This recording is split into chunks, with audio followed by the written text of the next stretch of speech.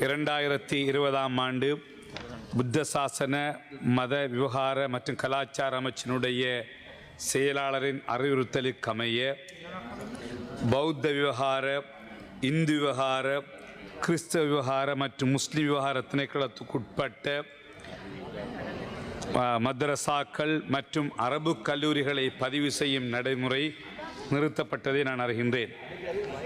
ஆனால் புத்த சாசன திணைக்களத்தில் இயங்குகின்ற பிரிவினாக்கள், இந்து சமய கலாச்சார அலுவலர்கள் திணைக்களத்தில் இயங்குகின்ற அறநெறி பாடசாலைகள் மற்றும் கிறிஸ்தவ மத அலுவலர்கள் திணைக்களத்தில் இயங்குகின்ற மிஷனரி பாடசாலைகள் என்பவற்றை பதிவு செய்வதற்கான முறையான அனுமதிகள் பல ஆண்டுகளாக மீண்டும் வழங்கப்படுவதுடன் அது மிகவும் சுமூகமாகவும் இடம்பெற்று வருகின்றது. இலங்கையில் செயல்பட்டு வரும் அரபு கல்லூரிகள் மற்றும் மதரசாக்களை பதிவு செய்வது தற்போதைய நிலையில் இடைநிறுத்தப்பட்டிருப்பதால் பல்வேறு கல்வி, சமூக மற்றும் நிர்வாக ரீதியான பாதிப்புகள் ஏற்பட்டு வருவதை தங்களது கவனத்துக்கு கொண்டு வர விரும்புகின்றேன். கௌரவ சபாநாயகர் அவர்களே, மதரசாக்கள் மற்றும் அரபு கல்லூரிகளை பதிவு செய்வதற்கு முஸ்லிம் சமய பண்பாட்டு அலுவலர்கள் திணைக்களத்திற்கு அனுமதி வழங்காத காரணத்தினால் நாடு முழுவதிலும் இருந்து பதிவிற்காக விண்ணப்பித்த சுமார் 80 அரபு கல்லூரிகளுக்கும் மதரசாக்களுக்கும் பல ஆண்டுகளாக பதிவு செய்வதற்கான அனுமதிகள் வழங்கப்படவில்லை. மேற்படி பதிவு இடைநிறுத்தத்தின் காரணமாக குறித்த அரபு கல்லூரிகள் மற்றும் மதரசாக்கள் இயங்குவதில் அதன் நிர்வாகிகள், ஆசிரியர்கள் மற்றும் மாணவர்கள், கல்வி சமூகம் பல்வேறு சிரமங்களை எதிர்கொள்கின்றார்கள். குறிப்பாக அரபு கல்லூரிகளில் கல்வி பயிலும் மாணவர்களின் கல்வி சான்றிதழ்கள் அரசு ரீதியாக அங்கீகாரம் பெற முடியாத ஒரு நிலை உருவாகியுள்ளது. இதனால் அவர்கள் மேற்படிப்பு, வேலை வாய்ப்பு மற்றும் வெளிநாட்டு கல்வி வாய்ப்புகளை இழக்கும் சூழ்நிலை ஏற்பட்டிருக்கிறது. மேலும் பல வருடங்கள் கல்வி பயின்ற மாணவர்கள் தங்களது கல்வி முயற்சிக்கு உரிய சட்டபூர்வ அங்கீகாரம் இல்லாத, பெற முடியாத நிலையில் தவிப்பதோடு மதரசாக்கள் மற்றும் அரபு கல்லூரிகளில் பணியாற்றும் ஆசிரியர்கள் மற்றும் நிர்வாக ஊழியர்களும் பெரும் சிக்கல்களை எதிர்நோக்கி வருகின்றனர். கௌரவ சபாநாயகர் அவர்களே, மதரசாக்கள் மற்றும் அரபு கல்லூரிகள் இஸ்லாமிய மார்க்க கல்வி, ஒழுக்க பயிற்சி மற்றும் சமூக வழிகாட்டுதலில் முக்கிய பங்கு வகித்து வருகின்றன. பதிவு இடைநிறுத்தம் காரணமாக இந்த மார்க்க கல்வி தொடர்ச்சியில் இடைவெளி ஏற்பட்டு சமூகத்தில் தவறான புரிதல்கள் மற்றும் நம்பிக்கை குறைபாடுகள் உருவாகும் அபாயமும் காணப்படுகிறது. அத்துடன் பதிவு இல்லாத கல்வி நிறுவனங்களாக கருதப்படுவதால் வங்கி கணக்குகள், நிதி உதவிகள், வெளிநாட்டு உள்நாட்டு நன்கொடைகள் மற்றும் நிர்வாக நடவடிக்கைகள் தொடர்பாக சட்ட மற்றும் நடைமுறை ரீதியான குழப்ப நிலையும் ஏற்பட்டிருக்கிறது. கௌரவ சபாநாயகர் அவர்களே, நமது நாடும் முழு உலகமும் வேண்டி நிற்கின்ற நல்லொழுக்கங்களையும் உயரிய பண்புகளையும் கற்றுக் கொடுக்கின்ற இந்த மதரசாக்கள் நிறுவனங்கள் மற்றும் அரபு கல்லூரிகளின் பதிவை தொடர்ந்து இடைநிறுத்தி இருப்பது முஸ்லிம் சமூகத்திற்கு இழைக்கப்பட்டுள்ள ஒரு பாரிய அநீதியாகும். கௌரவ அமைச்சர், எங்களுடைய மத விவகார அமைச்சர் அவர்கள் மிகவும் நேர்மையான, இன மத வேறுபாடுகளுக்கு அப்பால் மிக சிறப்பாக செயற்பட்டுகின்ற ஒரு அமைச்சர். அவர் மீது நாங்கள் வெகுவான மரியாதை வைத்திருக்கின்றோம், மிக உயர்ந்த கௌரவத்தை வைத்திருக்கின்றோம். அதே போன்று உங்களுக்கு நல்ல மார்க்க அறிவுள்ள, மார்க்கப்பற்றுள்ள ஒருவர் இந்த பிரதி அமைச்சராக முஸ்லிம் சமய கலாச்சார அமைச்சுக்கும் ஜனாதிபதி நியமிக்கப்பட்டிருக்கிறார்கள். இது தொடர்பாக தங்களது நேர்மையான கவனமும் சாதகமான நடவடிக்கையும் பெரிதும் எதிர்பார்க்கப்படுவதுடன் மேற்படி நிலைமைகளை கருத்தில் கொண்டு மதரசாக்கள் மற்றும் அரபு கல்லூரிகளை பதிவு செய்வது தொடர்பான நடைமுறையை விரைவாக தெளிவுபடுத்தி பதிவு செயல்முறையை மீண்டும் ஆரம்பிக்க அல்லது உரிய வழிகாட்டுதல்கள் வழங்க தங்களது அமைச்சின் மூலம் உரிய நடவடிக்கைகள் மேற்கொள்வதற்கு ஆவண செய்யுமாறு இந்த உயரிய சபையிலே தங்களிடம் வினயமாக கேட்டுக்கொள்கின்றேன். கௌரவ சபாநாயகர் அவர்களே, கௌரவ அமைச்சர் அவர்கள் மதரசாக்கள் மற்றும் அரபு கல்லூரிகளினை பதிவு செய்வதற்கான அனுமதியினை வழங்குவதற்கு ஆவண செய்ய முடியுமா? மதரசாக்கள் மற்றும் அரபு கல்லூரிகளின் பதிவு செய்வதற்கு அனுமதி வழங்குவதற்கு மேற்கொண்டுள்ள நடவடிக்கைகள் என்ன என்பதை இந்த சபையிலே தெரியப்படுத்துமாறு கேட்டுக்கொள்கின்றேன். நன்றி. ගරු උද්ඝාටන අමාත්‍යතුමා. ගරු කතානායකතුමනි, ගරු මන්ත්‍රී ආචාර්ය හිස්බුල්ලා මැතිතුමා අපෙන් විමසන මේ ප්‍රශ්නය ඇත්තටම අත්‍යවශ්‍ය ප්‍රශ්නයක්, පිළිතුරක් තිබිය යුතු ප්‍රශ්නයක්, තොරතුරු අපේක්ෂා කිරීම සාධාරණ ප්‍රශ්නයක්.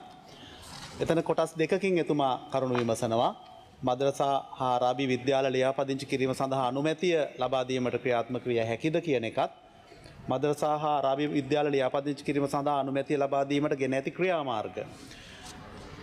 මෙතනදී ගරු කතානායකතුමනි කිව යුතුයි උක්ත කරුණ සම්බන්ධව පළවෙනි ප්‍රශ්නය ගත්තොත් මද්‍රසා හා ආරාබි විද්‍යාල ලියාපදිංචි කිරීම සඳහා අවසර ලබා දීම කළ හැකිද? ඔව්, මේක කළ හැකි දෙයක්. දැනට කුර්ආන් මද්‍රසා ලියාපදිංචි කිරීමේ ක්‍රියාවලිය සිදු වෙමින් පවතිනවා. කුර්ආන් මද්‍රසා යනු පාසල් කාලයෙන් පසුව කුඩා ළමුන් සඳහා අල් කුර්ආනය පාරායනය කිරීම සඳහා පිටුවා ඇති මද්‍රසාවක්. එතන ගැටලුවක් නැහැ. අරාබි විද්‍යාල සම්බන්ධව තමයි ඔබතුමාගේ ප්‍රධාන අවධානය යොමු වෙන්නේ. අරාබි විද්‍යාල ලියාපදිංචි සඳහා අපේ අවසර දීම සඳහා අරන් තියෙන පියවරයි විමසන්නේ. මෙතනදී ගරු කතානායකතුමනි මේකේ ඉතිහාසය පේලි දෙක තුනකින් සඳහන් කළොත් 2024 4 මාසයේ පළවෙනිදා තමයි හිටපු ජනාධිපති රනිල් වික්‍රමසිංහ මහත්මයා මද්‍රසා පාසල් පිළිබඳ පනත පිළිබඳ ඉල්ලීමක් කරලා තිබුණේ. එතකොට ඒ කටයුත්ත ආරම්භ වෙලා තිබුණා. එන් පස්සේ කටයුතු සිදු වෙමින් පවතින අතරේ 2025 10 වෙනි මාසයේ 13 වෙනිදා වර්තමාන ජනාධිපතිතුමා රැස්වීමක් කැඳවලා තිබුණා මේ සම්බන්ධ සියලු පාර්ශව කැඳවගෙන. මොකද අප කිව යුතුයි ඔබතුමා සඳහන් කළා පිරිවෙන් සහ අනෙකුත් බෞද්ධ හින්දු ආයතන ගැටලුවකින් තොරව පිරිවෙන් ක්‍රියාත්මක වෙනවා. ඇයි මේකට තියෙන ගැටලුව කියලා. අප සියලු දෙනා දන්නවා මේවා සම්බන්ධ ගැටලුවක් තිබුණේ නැහැ. හොඳින් ඔබතුමා භාවිත කළ වචනයක කිව්වොත් සුමට විදියට කටයුතු කරමින් තිබුණා. නමුත් 2019 පාස්කු ඉරුදුන ප්‍රහාරයෙන් පස්සේ තමයි මේ කොටසට ගැටලුවක් ඇති වෙන්නේ. ඒ නිසා තමයි ඒවා ගැන වැඩිපුර සොයා බැලීම් කරන්න සිද්ධ වෙලා තිබෙන්නේ. එහෙම නැත්නම් දැනට ලියාපදිංචි අරාබි විද්‍යාල සංඛ්‍යාව 321ක්. ඔබතුමා සඳහන් කළා වගේ 82ක ප්‍රමාණයක් දැන් පොරොත්තු ලේඛනයේ තිබෙනවා ලියාපදිංචිය අපේක්ෂාවෙන්. ඒ නිසා සියලු පාර්ශව කැඳවලා ජනාධිපතිතුමා නැවත උපදෙස් දීලා තිබුණා මේ කටයුත්ත කඩිනම් කරන්න. මේ කටයුත්තට සම්බන්ධ වෙලා තිබෙනවා ගරු මන්ත්‍රීතුමනි මා මීට කලින් පාර්ලිමේන්තුවට පැහැදිලි කරා. මේ ලියාපදිංචිය පමා වෙන්නේ මේ හා සම්බන්ධ විෂය නිර්දේශය රිවිෂන් එක නැත්නම් ඒ පිළිබඳ නැවතත් සලකා බැලීම අවසන් නොවී තිබෙන නිසා. මේක අධ්‍යාපන අමාත්‍යාංශය මේ වෙනුවෙන් කමිටුවක් එක්ක වැඩ කරමින් ඉන්නවා. මද්‍රසා පාසල් සම්බන්ධ පනතත් මේ විෂය නිර්දේශයත් එකිනෙකට සම්බන්ධයි. ඒ නිසා ඒ කරුණු එකිනෙක අතිපිහිත නැත්නම් ඕවර්ලැප් නොවෙන්න විසඳගෙන ඒ විසඳ ගැනීමෙන් අනතුරුව කිසිදු බාධාවකින් තොරව අපට පුළුවන් වෙනවා මේ ලියාපදිංචිය පිරිනමන්න. මේකේ පොඩි තොරතුරක් විතරක් තව සඳහන් කරන්නට ඕනේ මම. මේ අරාබි විද්‍යාල මද්‍රසා පාසල් විධිමත් කිරීම සම්බන්ධ පනත් කෙටුම්පත් සකස් කිරීම සඳහා සමාජිකයන් 9 දෙනෙකුගෙන් යුක්ත සමාලෝචන කමිටු 3ක් ක්‍රියාත්මක වෙනවා. එතනදී සකස් කරන ලද TOR ලයිස්තුව 2024 4:30 වෙනි දින ජනාධිපති කාර්යාලය වෙත යොමු කරලා තිබෙනවා. මේ විදිහට රැගෙන තිබෙන පියවර රාශියක් මට මගේ පිළිතුරේ සඳහන් වෙනවා. ඊට අමතරව මම ඇතරම අද මේ මොහොතට පොඩ්ඩකට කලිනුත් මුස්ලිම් පාසල් සංවර්ධන අධ්‍යක්ෂතුමා මේජර් NT නසුමුදීන් මහත්මයා විමසුවා මොකද්ද අලුත්ම තත්ත්වය කියලා. අර මම කලින් සඳහන් කළා වගේ මද්‍රසා පාසල් පනතත් ඒ වගේම විෂය නිර්දේශයත් අවසන් කර ගැනීමේ අවසන් අධීරයේ තිබෙන්නේ ගරු අධ්‍යාපන ඇමතිතුමිය උපදෙස් දීලා තිබෙනවා. මේ දෙකම එකට සලකලා බලලා අවසන් කරගන්න ඕන ඉක්මනට කියලා. මගේ පෞද්ගලික උනන්දුවේ කිසිදු අඩුවක් නැහැ ඔබතුමා කිව්වා වගේ. පෞද්ගලිකව මම මේකට තවදුරටත් මැදිහත් වෙලා මේ අවසන් අධීරයේ තියෙන කටයුත්ත අවසන් කරගෙන මේ ලියාපදිංචියට තියෙන බාධාව ඉවත් කරගන්න කටයුතු කරනවා කියලා සඳහන් කරන්න කැමතියි. ගරු මන්ත්‍රීතුමා.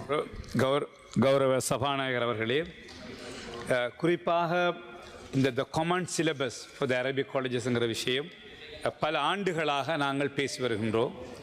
கிட்டத்தட்ட 6-7 ஆண்டுகளுக்கு முன்பிருந்து ஆரம்பிக்கப்பட்ட ஒரு விஷயம். இந்த கல்வி அமைச்சும் நியமித்திருக்கின்ற அந்த பேராசிரியர்களை கொண்ட அந்த கல்விக்குழு அறிக்கைகளை சமர்ப்பித்திருக்கின்றது. இருந்தாலும் அந்த 2 முஸ்லீம் கலாச்சார திணைக்களத்துக்கும் இடையில் இருக்கின்ற சில கருத்து வேறுபாடுகளால் மிக நீண்ட காலமாக இது இப்படி இருந்து வருகிறது. ஆக இன்னும் எவ்வளவு இந்த நாங்களும் நிறைய முயற்சிகளை எடுத்தும் எவ்வளோ விரைவாக இதனை கொண்டு வர முடியும் என்று இருந்தாலும் இந்த காலதாமதம் ஏற்படுகின்ற காரணத்தினால் நீங்கள் இந்த ஏற்கனவே சுமார் 320 அரபு கல்லூரிகள் நாட்டிலே பதிவு செய்யப்பட்டிருக்கிறது.